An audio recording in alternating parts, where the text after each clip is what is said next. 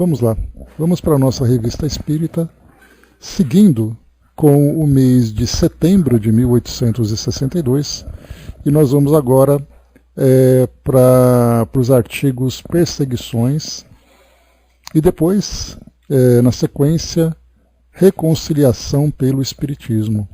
Né? Bom dia, Andréia. Então vamos lá, meus amigos.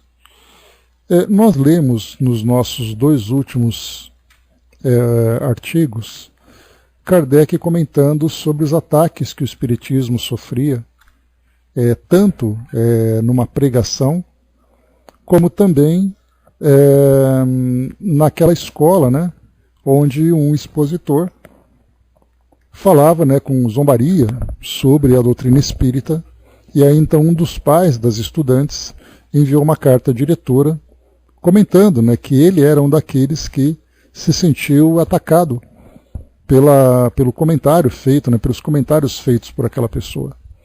E agora então, Perseguições, seguindo essa mesma linha, nós vamos aqui acompanhando aquele contexto da época para entender de que modo que o Espiritismo procurava conquistar ali o seu espaço, mas ao mesmo tempo também enfrentando desafios muito intensos, desafios de todas as partes, desde religião, desde a igreja, como nós vimos, até mesmo daqueles que faziam parte da sociedade, simplesmente por não concordarem ou não acreditarem naquilo que o Espiritismo tinha para oferecer. Então agora, perseguições, vamos lá. Só para a gente poder lembrar, nós já até falamos sobre isso, que geralmente filosofias, ideias novas que surgem no mundo, elas seguem 3 etapas, né? A primeira etapa, quando elas se tornam uma novidade, elas são ridicularizadas. Elas sofrem, né, a zombaria, sofrem as ironias, os sarcasmos e tudo mais. Passada essa fase, ela sobrevivendo a esse início, ela sofre perseguições, que é o que a gente está vendo aqui agora. E aí então já não existe mais aquele lado engraçado, já agora existem os ataques, existem as perseguições, existem as sanções que acabam sofrendo nessa segunda fase. E a terceira fase é a fase da aceitação. Então, passada a primeira, passada a segunda fase, vem a aceitação, e ela então se propaga, né? Então a gente lembra que o cristianismo foi assim. Jesus, no início, ele era ridicularizado como sendo aquele maluco que andava pelas ruas, né? Depois, então, quando percebeu que o cristianismo crescia cada vez mais e arregimentava cada vez mais adeptos, pela forma como Jesus trazia a sua mensagem, ele passou a ser atacado. E nesse ataque foi exatamente o que culminou na sua execução, na sua crucificação. E depois veio a aceitação, né? Então, todas as filosofias novas passam por isso. E, naturalmente, para que ela possa chegar até essa terceira fase, ela precisa ser consistente. Ela precisa ser verdadeira, ela precisa ser pura. Não basta simplesmente ela lançar ideias e ela vai ali sobrevivendo a todas essas etapas, né? Então aqui nós vemos essa segunda etapa, que são das perseguições. Então vamos lá. Tendo em vista que a zombaria se desgastou contra a couraça do Espiritismo, e servindo mais a propagá-lo do que desacreditá-lo, seus inimigos ensaiam um outro meio, que pronunciamos, não dará melhores resultados e provavelmente ainda fará mais prosélitos. Esse meio é a perseguição. Então a gente vê Kardec aqui comentando logo nesse início exatamente esse processo, né? Então isso não é uma exclusividade do Espiritismo, isso é algo geral. Então as pessoas primeiro acham engraçada, acham maluquice, acham ali uma coisa meio estranha que vai aparecendo, mas conforme ela vai crescendo, aí então as pessoas começam a levar a sério. Só que nessa seriedade elas vêm agora de uma forma mais agressiva. É realmente para derrubar aqueles que são os propagadores dessa ideia, tentar ali modificar, tentar desacreditá-la, né, atacando ali os seus princípios, atacando as suas bases, né? Então, aqui Kardec coloca. E no início ele diz então que se nessa fase inicial, em vez do Espiritismo se recolher e desaparecer, ele acaba crescendo cada vez mais. E quanto mais esses ataques, mesmo que sejam de ironia, vão aparecendo, mais pessoas vão se interessando. mais pessoas ficam curiosas. A gente vê isso, um fenômeno muito interessante que a gente percebe é a rede social. Por exemplo, no Instagram, por exemplo, no X, Facebook, essas redes que a gente conhece, né? Então imagina que alguém publicou um vídeo, no YouTube, por exemplo, também. Imagina que alguém publicou um vídeo que é muito polêmico. E aí então, mesmo que seja algo estranho, mesmo que seja algo equivocado, mesmo que seja uma opinião que vai contra tudo aquilo que nós vemos hoje, aí então hoje, né, o termômetro que nós temos são aquelas likes e visualizações. Então alguém que começa a fazer muito barulho, aí começam a compartilhar, começam a divulgar, e mesmo tendo aquele conteúdo de gosto duvidoso, de ideias duvidosas, a gente percebe que vai crescendo cada vez mais, porque desperta a curiosidade das pessoas. Mesmo que você comece a ver para fazer uma crítica, você vai ver. Né? Então a gente percebe esse fenômeno muito real, muito concreto na nossa atualidade, nessas plataformas que nós acompanhamos hoje, que é um fenômeno atual, em que todos nós vivemos, que essa nossa geração vive, que é exatamente ali na comunicação, mais livre, essa comunicação mais aberta, mais acessível a todas as pessoas através da tecnologia. Então a gente vê bastante isso acontecendo, né? Então nós tivemos ali vários vídeos que foram aparecendo, né, contra ações econômicas, contra abuso de crianças, contra críticas políticas, todos esses assuntos vão surgindo. Então, quanto mais as pessoas assistem, mais pessoas vão assistir. Porque é aquela coisa, né, vira aquela bola de neve. Então a mesma coisa acontece com essas filosofias que vão surgindo. Vamos lá então. Então esses inimigos do Espiritismo ensaiam então esse outro meio, que é exatamente a perseguição. Diremos que fará mais por uma razão muito simples, é que levando a sério o Espiritismo, sua importância cresce extraordinariamente. E depois, quanto mais uma causa faz sofrer, mais nos apegamos a ela. Sem dúvida, hão de lembrar-se das belas comunicações dadas sobre os mártires do Espiritismo e que publicamos na revista do mês de abril último. Essa fase foi anunciada pelos Espíritos há muito tempo. Então, a gente lembra que esses mártires do Espiritismo, nós acompanhamos esse estudo, as mensagens que os Espíritos trouxeram, como Lázaro, por exemplo, que trouxe a sua mensagem, falando que se no passado os mártires do Espiritismo se destacavam por causa das mortes, por causa do sangue, por causa do todo o sofrimento, os mártires do Espiritismo agora se destacam pela resignação, pela coragem e pela perseverança. Então nós não precisamos mais nos assemelhar aos mártires do passado, morrendo pela causa. Basta que nós trabalhemos com perseverança, que a causa vai permanecer. Então, Kardec lembra aqui, disseram eles: quando virem a impotência da arma do ridículo, experimentarão a perseguição. Não mais haverá mártires sangrentos, mas muitos irão sofrer em seus interesses e em suas afeições. Procurarão desunir as famílias, reduzir os adeptos à fome, importuná-los com alfinetadas, por vezes, mais dolorosas que a morte. Mas aí encontrarão almas fortes e dedicadas, que saberão afrontar as misérias deste mundo, tendo em vista um futuro melhor. Lembrai-vos das palavras do Divino Salvador: bem-aventurados os aflitos, porque serão consolados.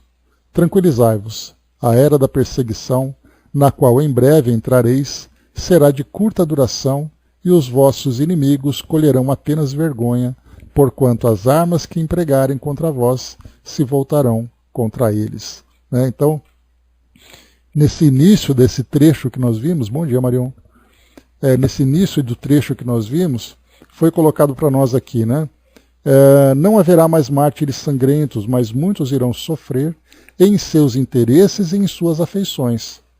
Procurarão desunir as famílias, reduzir os adeptos à fome e importuná-los com alfinetadas. A gente lembra da história do Chico, O Chico, que no início, a gente lembra que lá no seu missianato, vamos dizer assim, lá para a década de 1930, revista Cruzeiro, toda a ridicularização que ele sofreu por perseguições da mídia, perseguição da igreja e tudo mais, a gente lembra que ele podemos dizer, se mostra para nós como sendo um desses grandes mártires.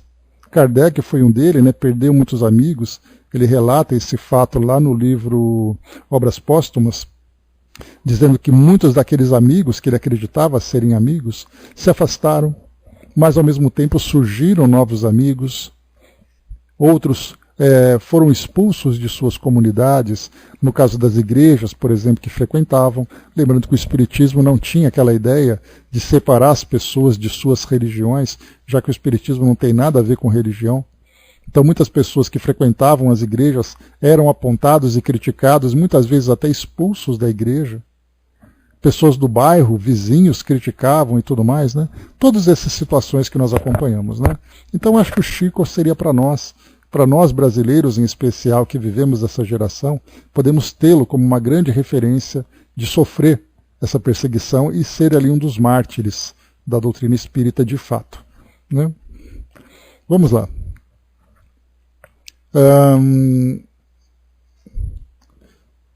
Começou a era predita, diz aqui então Kardec. De vários lados se nos revelam atos lamentáveis, praticados pelos ministros de um Deus de paz e de caridade. Não falaremos das violências feitas à consciência, expulsando da igreja aqueles que a ela conduz o Espiritismo. Como esse meio deu resultados mais ou menos negativos, buscaram outros mais eficazes. Poderíamos citar localidades onde pessoas que vivem de seu trabalho foram ameaçadas de verem cortados seus recursos. Aqui ele fala sobre pessoas que seriam demitidas pelo fato de encontrarem em seu ambiente de trabalho aqueles que eram contra o Espiritismo e, portanto, afastavam aquelas pessoas, né? Outras, onde os adeptos foram apontados à execração pública, sendo perseguidos pelos moleques de rua. Outras, onde expulsam das escolas as crianças cujos pais se dedicam ao Espiritismo. Uma outra, onde um pobre professor foi demitido e reduzido à miséria, porque tinha em casa o Livro dos Espíritos. A gente também vê esse tipo de situação em escolas, principalmente com crianças umbandistas. Pelo fato delas serem reconhecidas como adeptas da Umbanda, são apedrejadas na rua, e isso infelizmente ainda acontece no nosso meio. Saiu uma reportagem no Rio de Janeiro mostrando que uma garota estava no ponto de ônibus caracterizada com as roupas, né, das práticas umbandistas, e aí então jogaram pedra nela, acertaram uma pedra na cabeça da menina. Tinha 14, 13 anos de idade, né? Além de terreiros sendo apedrejados, crianças sendo apontadas na rua, não apenas pela religião, mas também pela sua etnia. Então caracterizava ali, né, aquela ideia do ataque racial, né? Então, tudo isso nós vemos na atualidade com outras filosofias, né? Ele segue, me esqueci o nome, né, do termo jurídico que fala, porque tem ali o racismo e tem a outra que eu me esqueci. Bom, se vocês lembrarem, vocês colocam aí, né? Então tem aquela que porque o racismo ele é com relação à etnia, né? E quando é diretamente a pessoa, ele tem um outro termo. Me fugiu o nome, que o nome é até conhecido, né? Mas é injúria racial, lembrei. Então, a injúria racial, crianças que acabam sofrendo isso nas escolas, né? Então, para a gente ver que isso, infelizmente, ainda é um fenômeno muito atual. Desse último, né, do professor, recebemos comovente preces em versos, impregnada dos mais nobres sentimentos e da mais sincera piedade. Acrescentemos que um espírita benfeitor estendeu-lhe a mão caridosa. Acrescentemos ainda que em tais circunstâncias foi ele vítima de infame traição por parte de um homem no qual havia confiado e que parecia entusiasmado por aquele livro. Numa pequena cidade onde o Espiritismo conta numerosos partidários, um missionário disse do púlpito na última quaresma: espero que no auditório só haja bons fiéis, e que não existam judeus, nem protestantes, nem espíritas. Olha só, hein? Parece que confiava muito pouco em sua palavra, para converter os que tivessem vindo ouvi-lo com o objetivo de se esclarecerem. Numa comuna perto de Bordeaux, quiseram impedir que mais de 5 espíritas se reunissem sob pretexto de que a lei a isto se opunha, obrigando uma autoridade superior a restaurar a legalidade. Aqui só para a gente lembrar, o próprio Kardec teve que enviar uma carta para a prefeitura de Paris pedindo autorização para fazer reuniões espíritas, né? Porque isso na sociedade quando ela foi fundada. Isso porque, pelo fato de ter tido recentemente, naquela época, a Revolução Francesa, com muitas reuniões que eram feitas para derrubar ali a monarquia, né? Então, essas conspirações que eram organizadas, então a reunião com mais de 20 pessoas eram reuniões proibidas. Então, como nesse caso a doutrina espírita procurava reunir os seus adeptos para falar sobre os ensinamentos e não ser confundida, né, com nenhum tipo de manifestação política, então a prefeitura de Paris, isso foi dada pelo o imperador na época, era o sobrinho, era o Napoleão III, o sobrinho de Napoleão Bonaparte, e o prefeito de Paris então concedeu essa autorização, né? Então, aqui nesse caso, essas 5 pessoas se reuniam e a lei então proibia que houvesse essas reuniões, mas principalmente sendo aplicadas pelo fato deles serem espíritas, já que numa igreja muitas e muitas pessoas se uniam sem nenhum tipo de problema de acordo com a lei, né? Desse pequeno vexame, resultou que hoje 3/4 dessa comuna são espíritas. No departamento de Tan-et-Garonne, os espíritas de várias localidades quiseram reunir-se e foram acusados de conspiração contra o governo. Essa ridícula acusação caiu bem depressa, como tinha de ser, e provocou risos, né? Então, para ver que isso acontecia também em várias localidades. Mas só para a gente lembrar que no Brasil hoje, nós temos algumas pequenas cidades, principalmente no interior do Brasil, no interior do Nordeste, de São Paulo, do Sudeste, Centro-Oeste, no Sul também acontece, no Norte provavelmente também, principalmente pela grande presença de evangélicos que trabalham nessas missões, né? Então, muitas dessas cidades, elas são de maioria ou católicas ou evangélicas. E aí quando se tem um centro espírita, esse centro espírita acaba sendo meio que um inconveniente para aquela comunidade. Então ainda assim hoje sofre-se isso.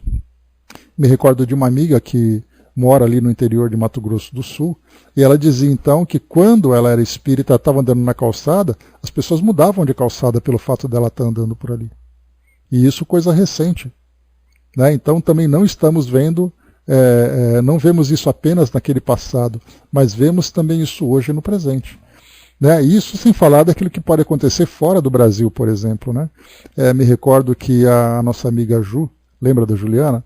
Ela na Itália, então, ela ia inscrever os filhos dela na escola, matricular os filhos dela na escola, e ali quando colocava religião, quando ela colocava que era espírita, o pessoal questionava ela. Por que ela colocava que os filhos delas eram espíritas? Já que a Itália é um país predominantemente católico. E uma outra amiga da Itália também preferiu colocar que os filhos eram católicos, exatamente para evitar qualquer tipo de constrangimento para as crianças por parte da escola. Né? Para a gente ver que isso aí é uma coisa muito mais presente do que se imagina. Avançando, vamos lá. Em compensação, contaram-nos que um magistrado havia dito: ai, quem dera se todo mundo fosse espírita, nossos tribunais teriam menos a fazer e a ordem pública nada teria a temer. Manifestou assim uma grande e profunda verdade, uma vez que já se começa a perceber a influência moralizadora que o espiritismo exerce sobre as massas. Não é um resultado maravilhoso ver homens, sob a influência dessa crença, renunciarem à embriaguez, aos hábitos de libertinagem, aos excessos degradantes e ao suicídio? Homens violentos tornarem-se pacatos, afáveis, pacíficos e bons pais de família? homens que blasfemavam o nome de Deus, orando com fervor e aproximando-se impiedosamente dos altares? E são justamente tais homens que expulsais da igreja.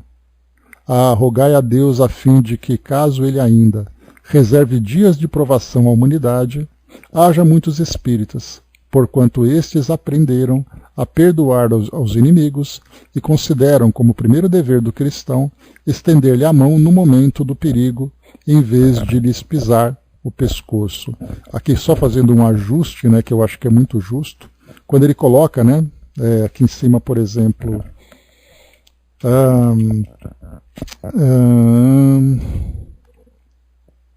tá aqui, ó, não é resultado maravilhoso ver homens sob a influência, homens violentos tornarem-se bons pais de família, homens blasfemaram contra Deus, né? Claro aqui que nós falamos da homens, mulheres, pessoas de modo geral, né? Porque também nós vamos encontrar muitas mulheres que têm ali os seus conflitos, que têm as suas dificuldades, serem tomadas também por grande coragem, por grande mobilização, por grande motivação, né, para superarem seus desafios, exatamente porque a doutrina espírita se torna a sua filosofia. Quantas daquelas, né, ainda envolvidas em tantos vícios, também conseguiram se libertar, sustentadas por essa crença que a doutrina espírita propõe, né? Então, aqui a gente generaliza, tirando um pouco dessa visão paternalista da sociedade antiga e também da sociedade atual, né, meninas? Então vamos lá.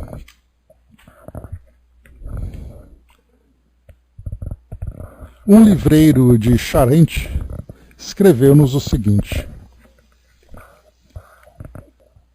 E aqui também, só para lembrar, né, eu comentei com vocês, me fez aqui agora, falando desse livreiro, um colega que mora em Lyon, na França, conversando com ele tinha um trabalho pessoal.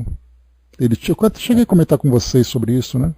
Então, todos os domingos ou sábados de manhã, ele então montava ali uma banca, duas bancas na verdade, do tipo dessas de feira, e colocava livros espíritas numa feira livre, numa feira aberta que tinha lá. Era uma feira meio cultural e tudo mais, então ele tinha uma banca espírita.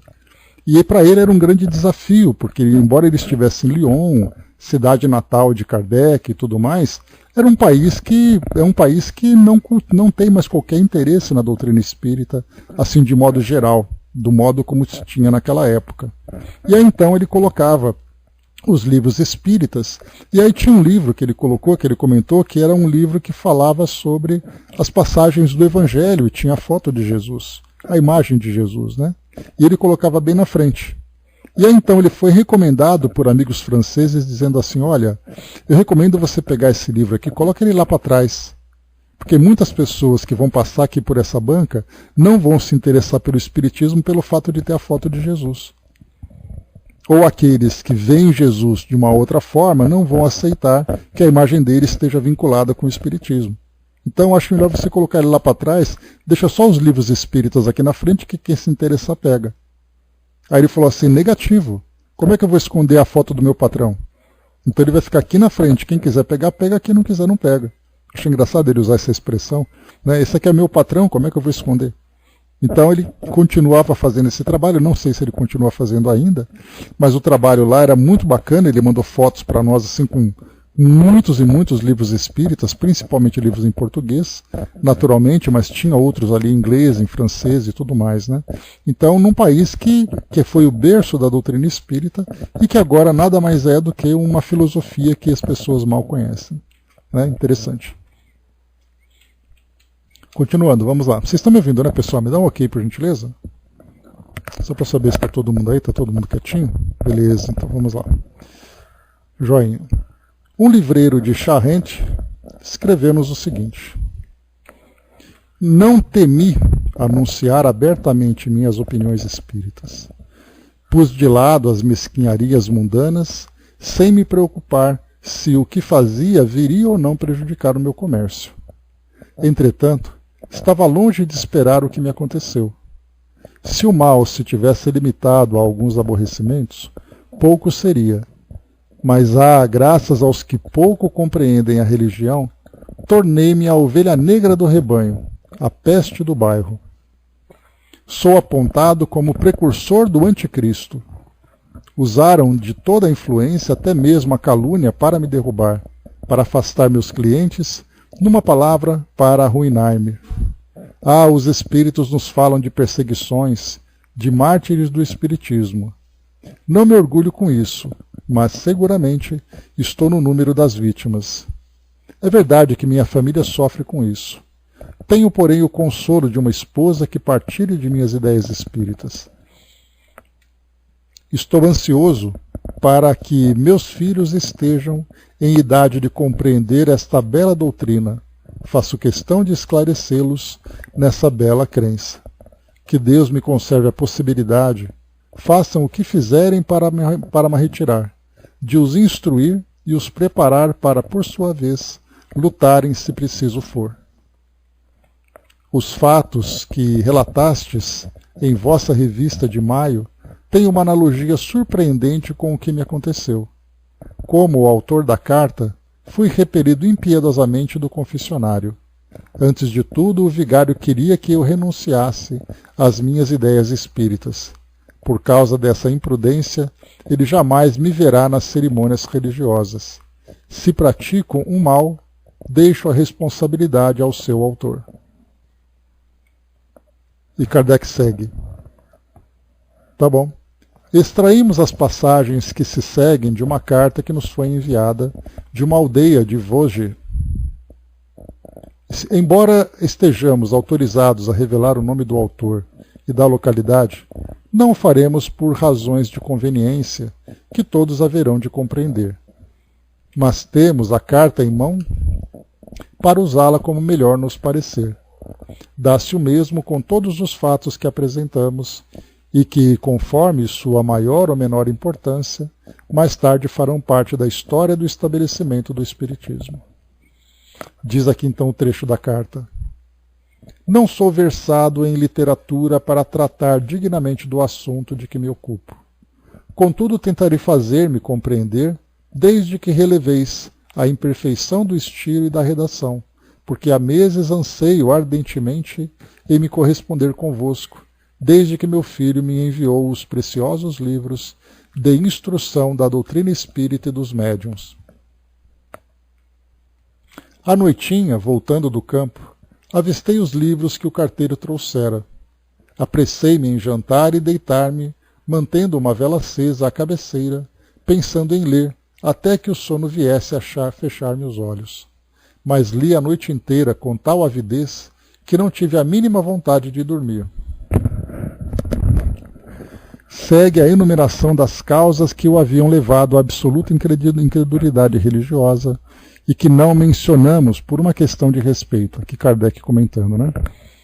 E segue aqui a carta dele.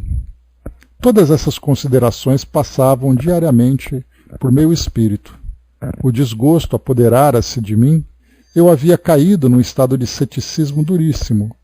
Depois, em minha triste solidão de aborrecimento e de desespero, estava decidido a pôr termo a meus dias tão infelizes pelo suicídio.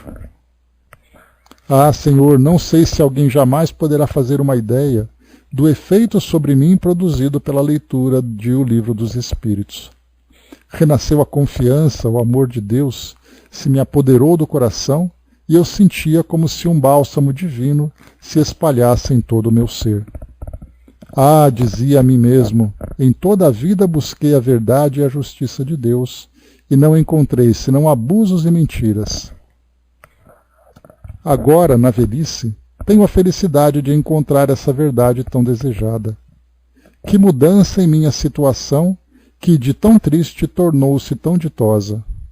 Agora me acho continuamente em presença de Deus e de seus espíritos bem-aventurados, meu Criador, protetores, amigos fiéis.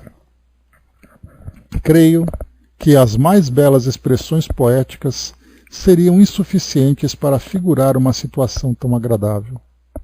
Quando meu peito fraco o permite, busco distrair-me entoando hinos e cânticos que parece-lhe são mais agradáveis.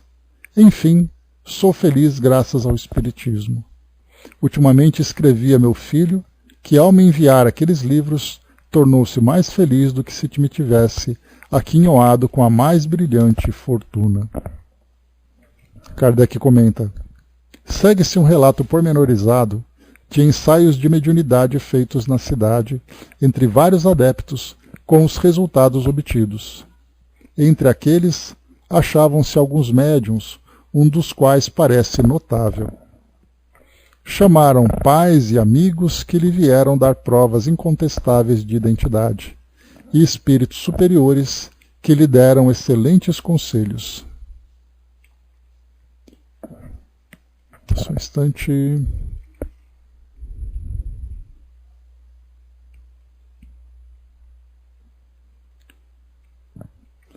Todas essas evocações, diz aqui a carta, né? Todas essas evocações chegaram aos ouvidos do vigário, pelas pessoas de língua solta, que em grande parte as desnaturaram. Em 18 de maio último, ao dar lições de catecismo aos seus alunos da primeira comunhão, o vigário despejou milhares de injúrias contra a casa C, um dos principais adeptos, e contra mim.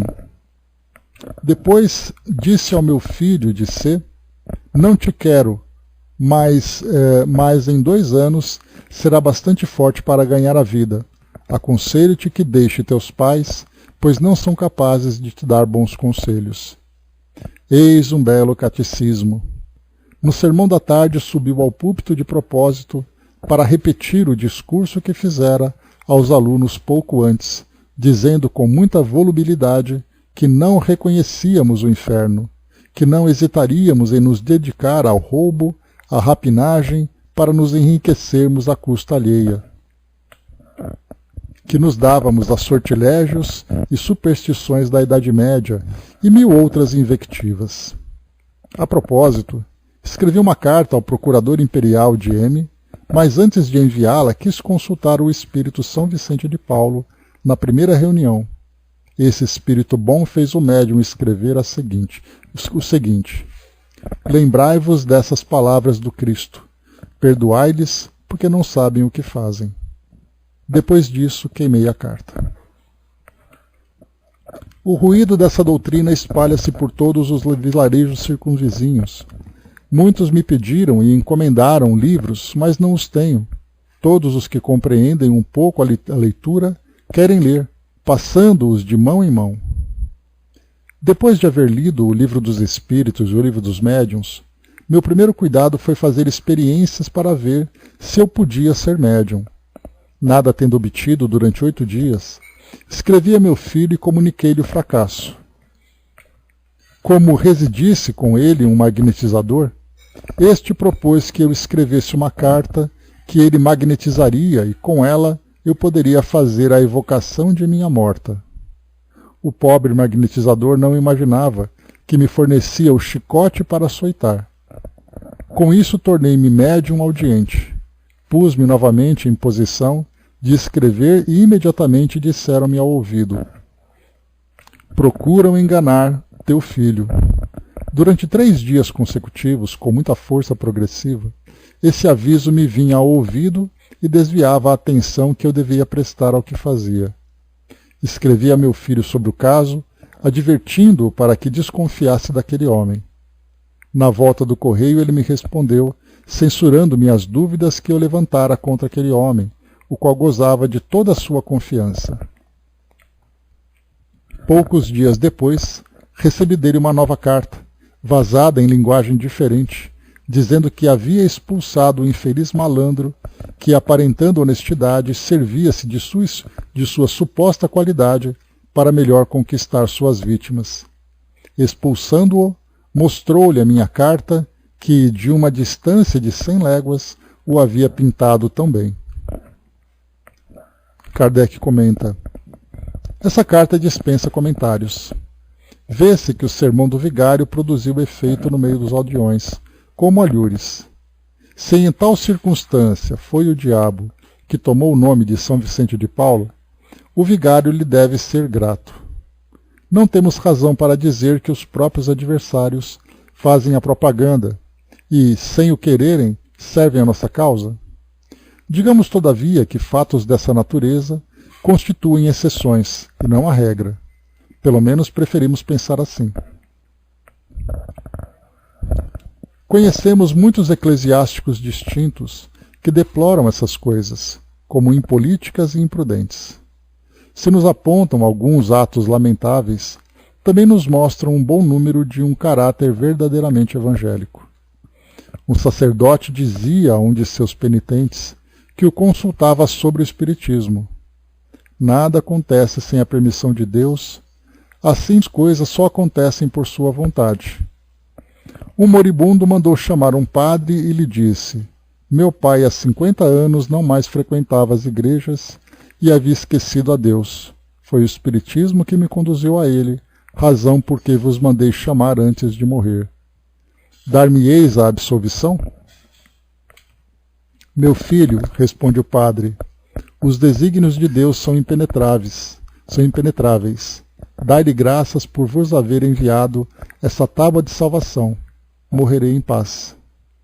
Poderíamos citar inúmeros casos semelhantes. Então Kardec, aqui trazendo essas perseguições, finalizamos aqui esse artigo, ele traz então para nós esses relatos que nós temos, relatos da vida real, de dificuldades que muitas pessoas enfrentaram naquela época, da mesma forma que na atualidade nós temos tantos e tantos relatos de situações presentes na nossa sociedade. Então, Kardec trazendo esses exemplos dessas perseguições. Próximo artigo, reconciliação pelo Espiritismo. Então vamos a ele. Diz aqui para nós então: muitas vezes o Espiritismo tem provado a sua benéfica influência ao restabelecer a boa harmonia nas famílias ou entre os indivíduos. Disso temos numerosos exemplos, na maioria dos casos íntimos, que nos foram confiados, por assim dizer, sob o selo da confissão, não nos cabendo, pois, revelá-los. Já não temos o mesmo escrúpulo para o fato seguinte, de extraordinário interesse. Então, reconciliação pelo Espiritismo é o tema desse artigo. Vamos ver quem são aqueles que se reconciliaram por causa dos ensinamentos espíritas. Diz aqui então Kardec: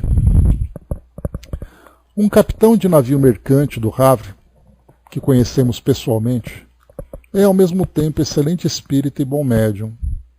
Havia iniciado vários homens de sua tripulação na doutrina espírita e só tinha motivos para se felicitar pela ordem, disciplina e bom comportamento.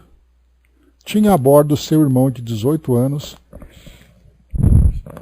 e um aprendiz de piloto de 19, ambos bons médiums, animados de uma fé viva e que recebiam com fervor e reconhecimento os sábios conselhos de seus espíritos protetores. Uma noite, porém, entraram em contenda. Das palavras foram as vias de fato, de sorte que marcaram um encontro para a manhã seguinte, a fim de se baterem num canto qualquer da embarcação. Tomada a decisão, separaram-se.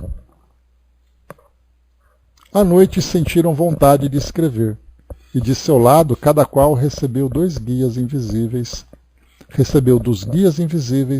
uma severa admoestação sobre a futilidade de sua discussão e conselhos sobre a felicidade da amizade, com um convite para se reconciliarem sem preconceitos. Movidos pelo mesmo sentimento, os dois jovens deixaram simultaneamente seu lugar e vieram chorando lançar-se nos braços um do outro. A partir daí, nenhuma nuvem veio turvar a harmonia entre eles.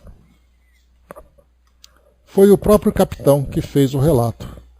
Vimos o seu caderno de comunicações espíritas, bem como a caderneta dos dois jovens, de onde extraímos aquela de que acabamos de relatar. O fato seguinte ocorreu com o mesmo capitão, numa de suas travessias. Temos o prazer de transcrevê-lo, não obstante estranho ao assunto. Interessante, que viagem de navio, caderninhos de anotações, olha como era vivida a doutrina espírita naquela época, e hoje nós vivemos de um modo completamente diferente. Então, simplesmente assim, vamos fazer uma reunião mediúnica e os espíritos vão aparecer, não importa onde estejamos. E a coisa acontece. Agora para nós não, né? Não, lá na sexta-feira, às 8 horas, no Centro Espírita, a gente se reúne e os espíritos se comunicam. Naquela época era em qualquer lugar, né? Então vamos lá. Ele estava em alto mar com o melhor tempo do mundo, quando recebeu a seguinte comunicação: toma todas as precauções. Amanhã às 2 horas desabará uma borrasca e seu navio correrá grande perigo. Como nada fazia prever mau tempo, o capitão logo pensou numa mistificação. Entretanto, para não se censurar, caso a tempestade rebentasse, tomou medidas que se revelaram acertadas, porquanto, à hora predita, desencadeou-se violenta tempestade. Durante 3 dias o navio enfrentou os maiores perigos pelos quais jamais havia passado. Graças, porém, às precauções tomadas, ele escapou sem acidentes. O caso da reconciliação sugeriu-nos as seguintes reflexões. Um dos resultados do espiritismo bem compreendido, chamamos a atenção para a expressão bem compreendido, é desenvolver o sentimento de caridade. Mas, como se sabe, a própria caridade tem uma acepção muito ampla, desde a simples esmola até o amor aos inimigos, que é o suprassumo da caridade. Pode-se dizer que ela resume todos os nobres impulsos da alma para com o próximo. O verdadeiro espírita, como verdadeiro cristão, pode ter inimigos. Não os teve o Cristo, mas não é inimigo de ninguém, pois está sempre disposto a perdoar e pagar o mal com o bem. Se 2 espíritas verdadeiros outrora tiverem tido motivos para recíproca animosidade, sua reconciliação será fácil, porque o ofendido esquece a ofensa e o ofensor reconhece a falta. Desde então não mais querelas, porquanto serão indulgentes entre si e farão mútuas concessões. Nenhum deles procurará impor ao outro um perdão humilhante, que irrita e fere em vez de acalmar. Se em tais condições 2 indivíduos podem viver em boa harmonia, o maior número também o pode. E então serão tão felizes quanto é possível sê-lo na terra, porque a maior parte de nossas tribulações surge do contato com os maus. Eu ia falar isso agora, olha só a sequência. Suponhamos uma nação inteira imbuída de tais princípios. Não será a mais feliz do mundo? Aquilo que apenas é possível para os indivíduos, dirão uns, é utopia para as massas, a não ser que ocorra um milagre. Pois bem, o Espiritismo já operou esse milagre várias vezes em escala menor, nas famílias desunidas, onde restabeleceu a paz e a concórdia. O futuro provará que o pode fazer em grande escala. Então, terminando esse artigo, falando então sobre essas reconciliações, esse último trecho aqui nos remete a uma realidade que infelizmente nós estamos vivendo, que é o conflito entre indivíduos, conflitos entre grupos, conflitos entre nações. E nós percebemos que as causas, as motivações desses conflitos são interesses absolutamente pessoais, que nós entendemos então como sendo a dominância do egoísmo sobre suas consciências e seus corações. Então hoje nós vivemos, como comentamos já em outros estudos, um fenômeno bastante triste que toma a nossa sociedade, que é essa divisão ideológica. Então nós temos indivíduos, nós temos grupos que lançam sobre a sociedade os seus pontos de vista e suas ideias, mas não apenas lançando o seu ponto de vista, mas lançando também, provocando aquele espírito de conflito entre os grupos, porque a minha visão, as minhas ideias estão corretas e as suas estão erradas.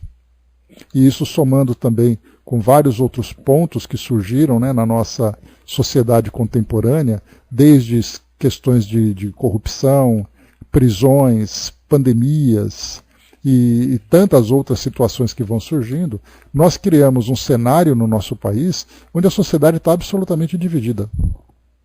Em que ou você é a favor de um, ou você é a favor do outro. E mais do que isso, você ser a favor do um representa automaticamente você ser contra o outro. E aí então nós vemos a sociedade separada. E dessa separação nós percebemos que, embora não tenhamos conflitos diretos, conflitos físicos diretos, embora tivéssemos algumas manifestações de violência, de quebraria, de agressões de um ou de outro lado, nós percebemos que esse afastamento ele é muito mais moral, ele é muito mais afetivo, em que as pessoas param de se respeitar, as pessoas se atacam, utilizam os recursos de comunicação hoje, como redes sociais, para lançar mentiras contra os outros. Então isso vai fazendo com que a nossa sociedade vá, de certa forma, definhando na sua construção moral. Porque materialmente nós já vivemos os nossos conflitos, mas podemos ter ali alguns índices econômicos que mostram, por exemplo, redução de inflação, melhora no número de carteiras assinadas e coisa e tal, mas moralmente as pessoas estão distantes. Mais do que isso, se nós lançamos isso para fora do nosso país, nós encontramos, por exemplo, conflitos acontecendo entre nações. Atualmente, Estados Unidos e Venezuela, com essa ameaça de ataque que está tendo, Ucrânia, Palestina, China e Taiwan, onde nós vemos ali os grupos se atacando, simplesmente pelo fato de que as suas visões são absolutamente materialistas. Interessam para ele posições, se concordam, poder e tudo mais, nada preocupados com o espírito. Então quando Kardec coloca aqui no final, nesse trecho, quando ele diz assim,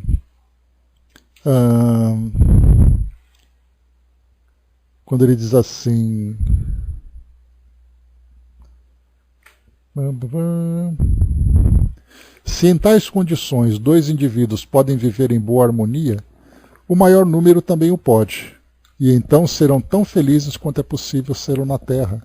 Por maior parte das tribulações surge o contato com os maus. Suponhamos uma nação inteira imbuída de tais princípios. Não será a mais feliz do mundo? Aquilo que é apenas possível para os espíritos, dirão uns, é utopia para as massas, a não ser que ocorra um milagre. O espiritismo já operou esse milagre. Então, quer dizer, se é possível fazer isso com indivíduos, fazer isso com famílias, o futuro provará que o pode fazer em grande escala. Quando isso aqui foi lançado, infelizmente, a gente viu ali que a falta de impulso que a doutrina espírita teve naquela época, de continuar se propagando, isso com a desencarnação de Kardec, com a mudança de pensamento na França, que acabou se tornando muito mais materialista do que espiritualista, como era naquela época, com o fim do século XIX, artes, tecnologias, políticas, como se isso tudo já não bastasse. Logo em seguida nós tivemos duas grandes guerras mundiais. Duas guerras no intervalo de aproximadamente 30 anos. Em 30 anos, 2 conflitos de proporções mundiais. Na primeira, mais de 20 milhões de pessoas desencarnaram vítimas da guerra. Na segunda, mais de 60 milhões de pessoas desencarnaram vítimas da guerra. Então imaginemos se a doutrina espírita tivesse se propagado de fato e ampliado o seu alcance, influenciando as pessoas a terem esse entendimento de mudança de postura, de compreensão, de busca de fato de valores que vão além da matéria. Nós não teríamos passado por isso. Então, mesmo com todas as religiões presentes, mesmo ali com o entendimento que se tinha na Europa a respeito do espiritismo, isso muito pouco mudou. Isso significa, então, que na atualidade o espiritismo tem ainda uma longa jornada para trilhar, tem muito trabalho pela frente, as próprias religiões precisam se reformar, porque tendo a população mundial com mais de 90% de pessoas adeptas a uma religião, e ainda assim nós vivemos esse tipo de problema, inclusive envolvendo religiões ali, como é o caso de muçulmanos e israelenses, Judeus e muçulmanos, no caso da Palestina, por exemplo, estão brigando ali duas sociedades, duas comunidades que vivem essencialmente suas religiões, que inclusive suas nacionalidades são confundidas quase que com a religião que professam. E ainda assim as religiões não fazem qualquer efeito. Então nós percebemos ainda o quão difícil, o quão problemático pode ser para nós a forma como nós estamos vivendo com falta desse elemento espiritual. Porque você viver sua fé é uma coisa, você viver a realidade é outra. Ou seja, nós, enquanto sociedade planetária, separamos as duas coisas. Religião é religião, vida terrena é vida terrena. A doutrina espírita vem trazer para nós o seguinte: negativo, aquilo que você vive na Terra é aquilo que você vive espiritualmente. E se nós não tivermos consciência disso, principalmente sobre as consequências que isso trará para nós no futuro, nós continuaremos ainda perpetuando esse ciclo de sofrimento, de reencarnações, expiações e provas muito dolorosas que a nossa sociedade ainda vai experimentar. Cabe a nós individualmente, pelo menos, fazer o nosso trabalho pessoal.